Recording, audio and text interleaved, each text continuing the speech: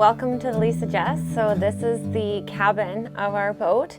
As you can see, it's a pretty cozy quarters. On this side, we've got our kitchen and our cooking area. And then these shelves, except for the top, which is snacks, is all tools. This is our dinette area where we eat our meals and pretty much the only hangout space we've got.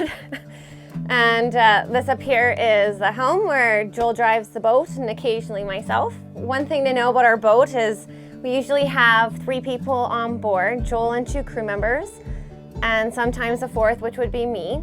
And where we sleep is actually this table. This table drops down just like a truck-mounted camper bed. It drops down, we put a bunch of layers of foam on it, and this is where we sleep. But during the day, we don't have any room for the bedding up here, so the bedding is actually down here. So down here is the bunks. So there's the top bunk, which is the roomier of the 2 because you got this low wall and actually has some headspace to sit up. And this is the bottom bunk. As you can see, it gets full of stuff when we're out at sea because there's really not a lot of storage spot. We also have the bathroom in here, just tight quarters as well. You can basically just go in, spin around, get back out again. That's pretty much all the room you got. All right, so this is the back deck of the boat. A few features we've got here. This is our fridge. This is where we store all of our personal food. The top is super, super heavy so that it doesn't blow away in the wind. Watch out your fingers, sweetheart.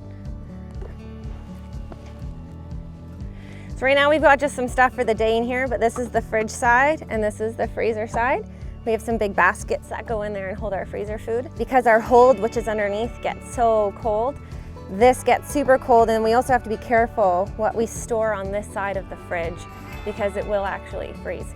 So these are the freezer plates here. They're actually set at -40, so they flash freeze our catch. With all of our seafood products, whether it's our scallops, our salmon, or our prawns, they all go onto the plates to freeze. As you can see, there's not a lot of head space. So this area here is the only area that you can stand up. And then once you actually are trying to move product around, we have knee pads that we put on so that we don't freeze our knees. We're usually wearing wet rain gear as well. And then we grab the product from the plates and then we shift them around into the different parts of the freezer. So it can be some pretty interesting work.